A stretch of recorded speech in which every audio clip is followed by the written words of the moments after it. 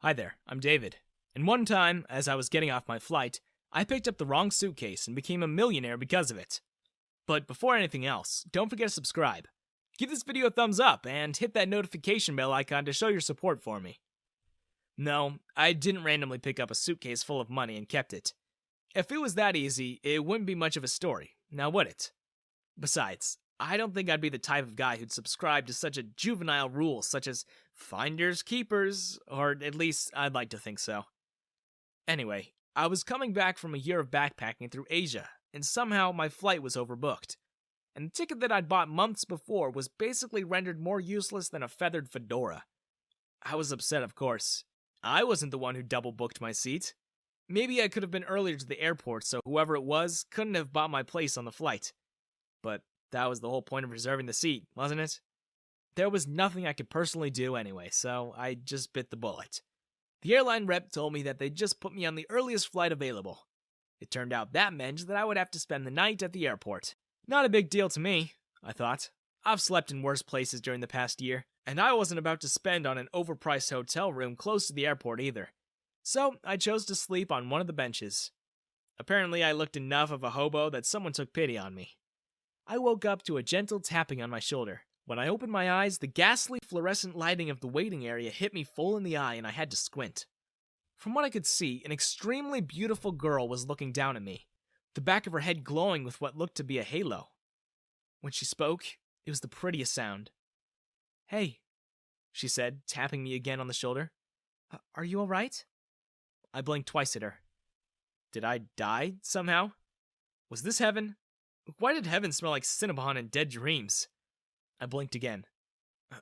Huh? I said stupidly. "You're sleeping on the floor. Are you okay?" she asked again. I got up, embarrassed. That certainly wasn't where I started sleeping. I laughed awkwardly, gesturing at my pillow and backpack that were sitting on the bench I'd inadvertently left in my fitful sleep. Even the suitcase where I kept my sketches during my trip had joined me on the floor. I'm okay, I guess. Thanks. Not the best look, sleeping on the floor, so I felt myself turn a shade of red. "Why are you sleeping out here anyway?" the girl who introduced herself as Jackie asked. "Oh, I got moved to a later flight," I replied. "They didn't even give you a hotel room?" she said. "Do they do that?" I asked, perplexed. "I don't know," she replied. "They always do it for me." Probably 'cause you're first-class material, I thought. She definitely seemed like someone who didn't have to ask for an upgrade. Seeing the way she was dressed and how everything about her was impeccable and composed. To be fair, it also never occurred to me to ask that the airline compensate me in some way. I guess I was just used to inconvenience. Jackie certainly wasn't, as I soon found out. "Come," she said. "You shouldn't sleep out here." "Where are we going?" I asked when she instructed a couple of guys who were with her to pick up my stuff. Was it wise to just go along with strangers you meet at airports? Probably not. But my stuff was already being carted off, and so I had not much choice but to follow. Jackie took me to a completely different wing of the airport. It was way more luxurious and cleaner than where I'd chosen to sleep. Then she led me into the airline's lounge, and after talking to some people, she managed to get me a room there for the night. It was probably the most lavish room I'd ever stayed in. The sheets were so soft. There was a fully stocked fridge, and the gold-lined bathroom had a luxurious marble tub. Needless to say, I had a good night's sleep. I was awoken by the lounge staff to make sure I didn't miss my flight. And when I'd gotten myself ready, Jackie was waiting for me. It turned out we were on the same exact flight. With another wave of her magic wand, Jackie had my seat upgraded to be in first class with her. I protested, saying she'd already shown me enough kindness, but she insisted. Lucky for us, first class was barely booked, and so we got adjacent seats. I say seats, but they were more like cabins. Our seats full-on turned into beds, and the flight attendants came to tuck us in. What an entirely different reality the rich lived in, I remembered thinking. Jackie and I didn't do much sleeping during the flight. We talked and marathoned the entire Lord of the Rings trilogy. By the end of the flight, I felt like I was with an old friend. She didn't feel like a stranger at all. When we were waiting for our bags, I thanked Jackie again for everything. I grabbed my backpack and my suitcase filled with sketches when they came around the carousel and hugged her goodbye. "It's nothing, nothing at all," said Jackie. "It was my pleasure, and you were great company. Besides, you've more than repaid me already," she added, holding up the sketch I drew for her on her journal. She smiled, and we parted ways. As I looked back for one last goodbye, I noticed she and I had the exact same suitcase. Huh, I thought. What a coincidence. It was only on the bus home that it clicked for me. I hurriedly reached for my suitcase and unlatched it open. And when I saw the contents, I immediately realized I'd taken her suitcase by mistake. It was full to the brim with papers in a language I didn't understand.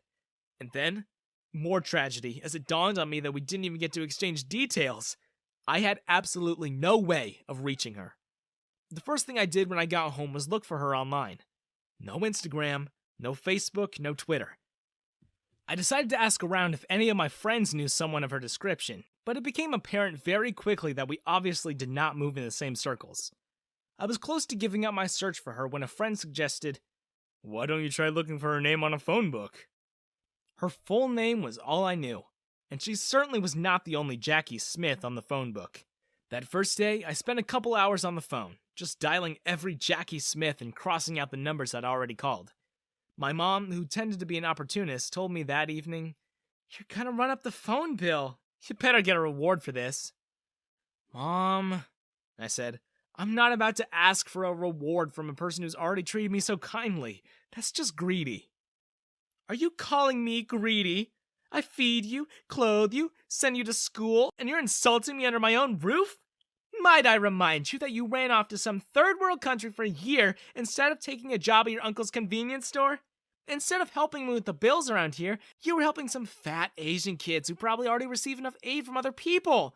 "Mom!" I exclaimed. "What?" she asked. I walked up to my room dejected. I already missed not being home. It was around the third day that I finished calling all the Jackie Smiths on the phone book with no luck. But then, I saw that I missed one. I crossed my fingers for luck and dialed the numbers. "Hello?" came a stern old woman's voice. I was about to apologize for getting the wrong number again when I caught myself and asked, "Is Jackie there? Jackie Smith?"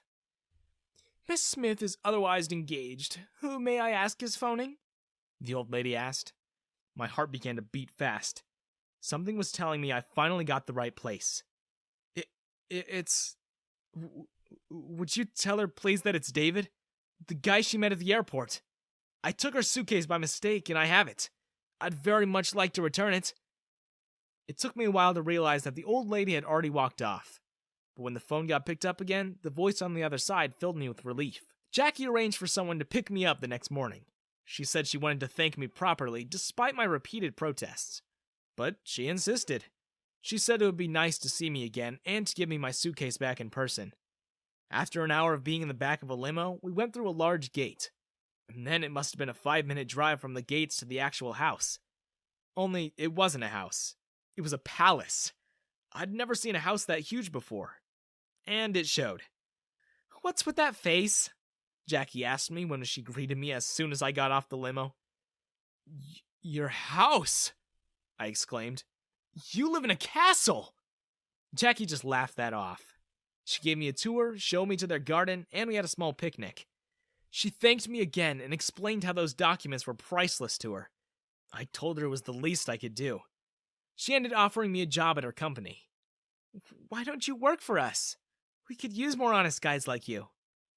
And since my options at the time were to either work at my uncle's convenience store or work for a multi-million enterprise, I said yes.